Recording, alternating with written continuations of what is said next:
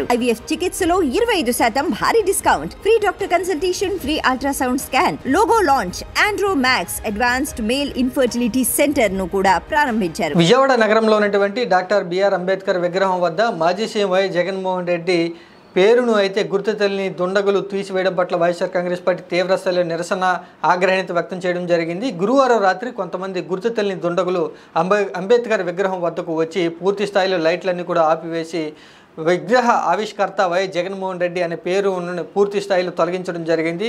ఇది రాజకీయ కారణాల చేతనే తొలగించారు. కక్షపూర్వకంగా వ్యవహరించేందుకే కూటమి ప్రభుత్వంలో ఉన్నటువంటి పెద్దల సహకారంతోనే ఈ విధంగా వై జగన్మోహన్ రెడ్డిని పేరును లేకుండా చేయాలనే వై జగన్మోహన్ రెడ్డి యొక్క పేరును పూర్తి స్థాయిలో తొలగించారు, ధ్వంసం చేశారంటూ కూడా వైసీపీ పార్టీ నేతలు అయితే నిరసన కార్యక్రమం అయితే తెలియజేయడం జరిగింది. అంబేద్కర్ విగ్రహం బయట వైఎస్ఆర్ కాంగ్రెస్ పార్టీకి చెందినటువంటి సీనియర్ కొంతమంది కీలక నేతలు విగ్రహం వద్ద నిరసన కార్యక్రమాలు తెలియజేస్తూ కక్షపూర్వకంగా రాజకీయ విద్వేషాలను రగల్చేందుకే ఈ విధంగా ఈ యొక్క పేరును తొలగించారని వై జగన్మోహన్ రెడ్డి నంద్యాల పర్యటనకు వెళ్ళి అక్కడ వైఎస్ఆర్ కాంగ్రెస్ పార్టీ కార్యకర్త కుటుంబాన్ని పరామర్శిస్తున్న నేపథ్యంలోనే రాజకీయంగా డైవర్ట్ చేసేందుకే వై జగన్మోహన్ రెడ్డి పేరును తొలగించారంటూ వైసీపీ పార్టీ నేతలు తీవ్ర స్థాయిలో మండిపడడం జరిగింది. నేత ఏపీ మాజీ సీఎం వై జగన్మోహన్ రెడ్డి ఈ రోజున నంద్యాల జిల్లా అయితే పర్యటన చేయడం జరిగింది. రాజకీయ కారణాల చేత ప్రత్యర్థుల చేతుల్లో హత్యమైనటువంటి సుబ్బారాయుడు కుటుంబాన్ని వై జగన్మోహన్ రెడ్డి పరామర్శించి వారికి భరోసా అయితే ఇవ్వడం జరిగింది. ఈ సందర్భంగా వై జగన్మోహన్ రెడ్డి కూటమి ప్రభుత్వం మీద తీవ్ర స్థాయి విమర్శలు అయితే చేయడం జరిగింది. పలుమార్లు హెచ్చరించినా కూడా కూటమి నేతల ప్రోద్బలంతోనే గ్రామ స్థాయిలో, నియోజకవర్గ స్థాయిలో ప్రత్యర్థులు రాజకీయ దాడులు చేస్తూ ఉన్నారు. వైఎస్ఆర్ కాంగ్రెస్ పార్టీ కార్యకర్తలను, నాయకులను హతమారుస్తున్నారంటూ కూడా వై జగన్మోహన్ రెడ్డి కూటమి ప్రభుత్వం మీద తీవ్ర స్థాయి విమర్శలు అయితే చేయడం జరిగింది. చంద్రబాబు నాయుడు, నారా లోకేష్ని ప్రస్తుతం రాష్ట్రంలో జరుగుతున్నటువంటి హత్యా కేసుల్లో నిందితులుగా, ముద్దాయిలుగా చేర్చాలంటూ కూడా వై జగన్మోహన్ రెడ్డి ఆగ్రహాన్ని అయితే వ్యక్తం చేయడం జరిగింది. ప్రస్తుతం రాష్ట్రంలో రెడ్ బుక్ రాజ్యాంగం నడుస్తూ ఉందని, పెద్ద పెద్ద నేతలు, కూటమిలో ఉన్నటువంటి అధికారంలో ఉన్నటువంటి నేతల ప్రోద్బలంతోనే ఈ యొక్క రాజకీయ దాడులు చేస్తున్నారు. ప్రస్తుతం రాష్ట్రంలో మారణ హోమం సృష్టిస్తున్నారు. ప్రజలను, వైఎస్ఆర్ కాంగ్రెస్ పార్టీ కార్యకర్తలని భయాందోళనకు గురి చేస్తున్నారంటూ కూడా వై జగన్మోహన్ రెడ్డి తీవ్రస్థాయి విమర్శలు అయితే చేయడం జరిగింది. విజయవాడలోని అంబేద్కర్ విగ్రహం వద్ద మాజీ సీఎం వై జగన్మోహన్ రెడ్డి పేరును తొలగించడాన్ని వైఎస్ఆర్ కాంగ్రెస్ పార్టీ మాజీ మంత్రి అంబటి రాంబాబు తీవ్రస్థాయి విమర్శలు అయితే గుప్పించడం జరిగింది. కూటమి ప్రభుత్వం ప్రోద్బలంతోనే ఈ విధంగా పేరును తొలగించారు. కూటమి ప్రభుత్వం అధికారంలో వచ్చిన దగ్గర నుంచి కూడా రాష్ట్రంలో రాజ్యాంగ పరిపాలన నడవట్లేదు, రెడ్ బుక్ రాజ్యాంగం నడుస్తుందంటూ కూడా అంబటి రాంబాబు కూటమి ప్రభుత్వం మీద విమర్శలు అయితే చేయడం జరిగింది. కూటమి ప్రభుత్వం అధికారంలో వచ్చిన దగ్గర నుంచి కూడా రాష్ట్రంలో వైఎస్ఆర్ విగ్రహాలను ధ్వంసం చేస్తూ ఉన్నారు. వైసీపీ పార్టీ వై జగన్మోహన్ రెడ్డి ప్రారంభించినటువంటి, వైసీపీ పార్టీ ప్రభుత్వంలో నిర్మించినటువంటి ఫలకాలన్నింటిని కూడా ధ్వంసం చేస్తూ ఉన్నారు. తాజాగా ఇప్పుడు భారత రాజ్యాంగ నిర్మాత అయినటువంటి అంబేద్కర్ విగ్రహం జోలికి వచ్చి అక్కడ ఉన్నటువంటి వైఎస్ జగన్మోహన్ రెడ్డి యొక్క పేరును తొలగించారంటూ కూడా అంబటి రాంబాబు విమర్శలు అయితే చేయడం జరిగింది. ప్రస్తుతం రాష్ట్రంలో రెడ్ బుక్ రాజ్యాంగం నడుస్తుంది. అంబేద్కర్ రాసినటువంటి రాజ్యాంగ పరిపాలన ఏమాత్రం కూడా నడవట్లేదు. కొంతమంది ప్రభుత్వ పెద్దల ప్రోత్సాహంతోనే ఈ విధంగా దాడులు చేస్తూ ఉన్నారు. వైసీపీ పార్టీ యొక్క పేరును తొలగించేందుకు ప్రయత్నాలు జరుగుతున్నాయంటూ అంబటి రాంబాబు తీవ్రస్థాయి విమర్శలు అయితే చేయడం జరిగింది. వైఎస్ఆర్ కాంగ్రెస్ పార్టీకి మరో మాజీ ఎమ్మెల్యే అయితే రాజీనామా చేయడం జరిగింది. తాజాగా ఈ రోజున ఏలూరు నియోజకవర్గ మాజీ ఎమ్మెల్యే, మంత్రి అయినటువంటి ఆళ్ల నాని వైఎస్ఆర్ కాంగ్రెస్ పార్టీకి రాజీనామా చేసినట్లు ఒక ప్రకటన అయితే విడుదల చేయడం జరిగింది. వ్యక్తిగత కారణాల చేతనే వైఎస్ఆర్ కాంగ్రెస్ పార్టీ సభ్యత్వానికి రాజీనామా చేసినట్లు ఆయన ఈ లేఖ ద్వారా అయితే స్పష్టం చేయడం జరిగింది. గత కొన్ని రోజుల నుంచి కూడా వైఎస్ఆర్ కాంగ్రెస్ పార్టీకి మాజీ ఎమ్మెల్యేలు వరుసగా రాజీనామా చేస్తూ ఉన్నారు.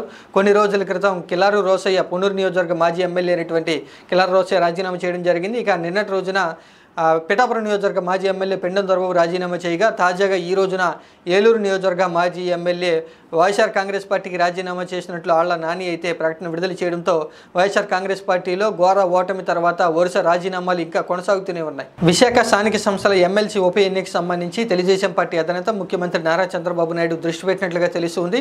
వైఎస్ఆర్ కాంగ్రెస్ పార్టీ నుంచి బొత్స సత్యనారాయణ అభ్యర్థిగా నిలబెట్టబోతున్నామంటూ ఇప్పటికే వైఎస్ జగన్మోహన్ రెడ్డి ప్రకటన చేసిన నేపథ్యంలో కూటమి బరిలో ఉంటుందంటూ కూడా కూటమి నేతలు చెప్తున్న నేపథ్యంలో ముఖ్యమంత్రి నారా చంద్రబాబు నాయుడు ఈ రోజున విశాఖ స్థానిక సంస్థల ఎమ్మెల్సీ ఎన్నికకు సంబంధించి ఎవరు కూటమి అభ్యర్థిగా ఉండబోతున్నారు అనే విషయం గురించి పూర్తి స్థాయిలో చర్చలు జరిపినట్లుగా తెలుస్తుంది. పార్టీ ముఖ్య నేతలతో చర్చలు జరిపిన తర్వాత బలమైనటువంటి గట్టి అభ్యర్థి కోసమే నారా చంద్రబాబు నాయుడు ప్రయత్నాలు చేస్తున్నట్లుగా తెలుస్తుంది. ఈరోజు సాయంత్రం లేదా రేపు ఉదయం కూటమి నుంచి అభ్యర్థిగా ఎవరు నిలబడబోతున్నారు అనేటువంటి విషయం గురించి అభ్యర్థి ప్రకటన అనేది అధికారికంగా వచ్చే అవకాశం అయితే కనిపిస్తుంది.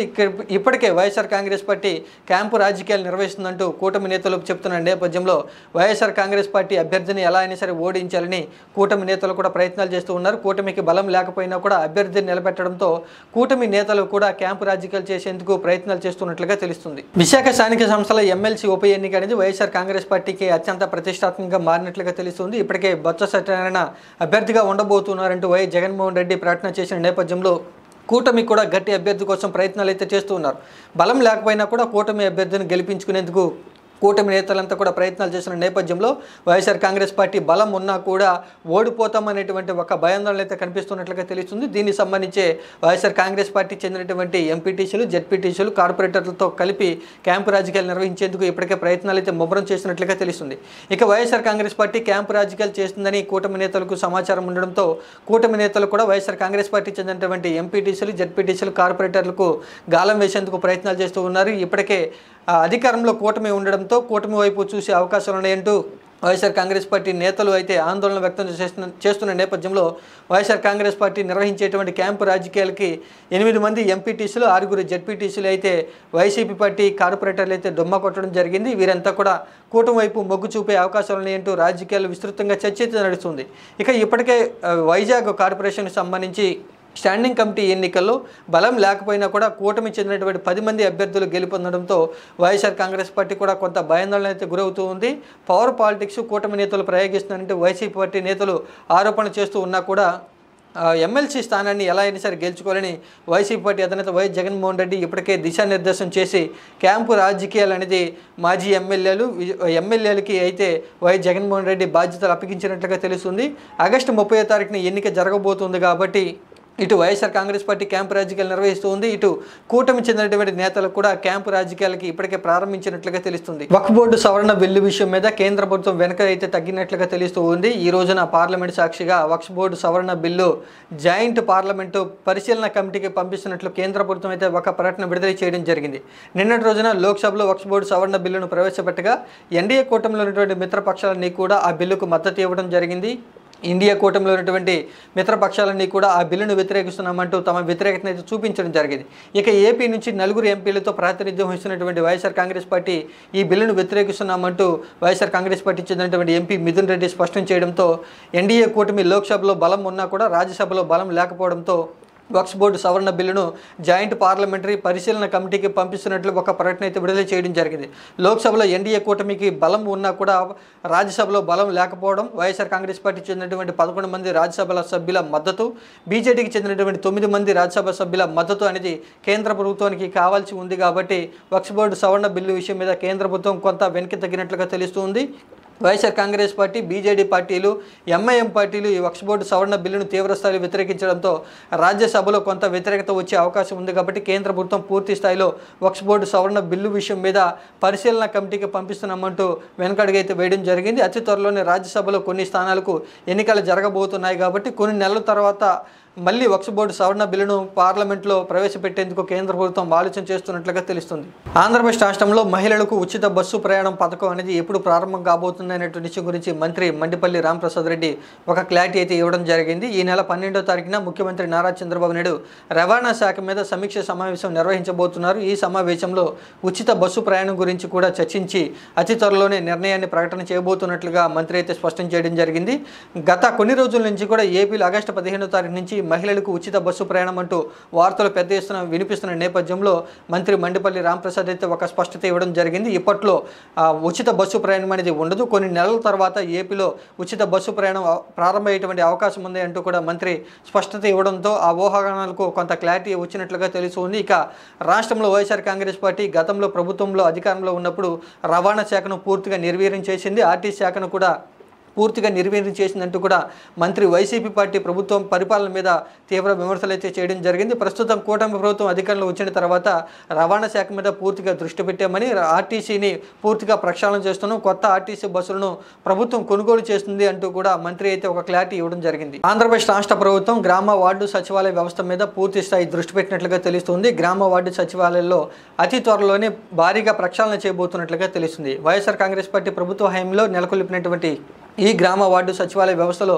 ప్రస్తుతం ఉద్యోగులకు సంబంధించి ఒక క్రమబద్ధమైనటువంటి జాబ్ చార్టు, కొంతమంది ఉద్యోగులు పని భారంతో అధికంగా ఇబ్బంది పడడం, కొంతమంది ఉద్యోగులకి పని అనేది లేకపోవడంతో ఏపీ ప్రభుత్వం గ్రామ వార్డు సచివాలయ వ్యవస్థలో సమూల మార్పులు చేయాలని నిర్ణయం తీసుకున్నట్లుగా తెలుస్తుంది. కొంతమంది సచివాలయ ఉద్యోగుల్ని వారి యొక్క మాతృ సంస్థకు వెనక్కి పంపించేందుకు ప్రయత్నాలు చేస్తున్నట్లుగా తెలుస్తుంది.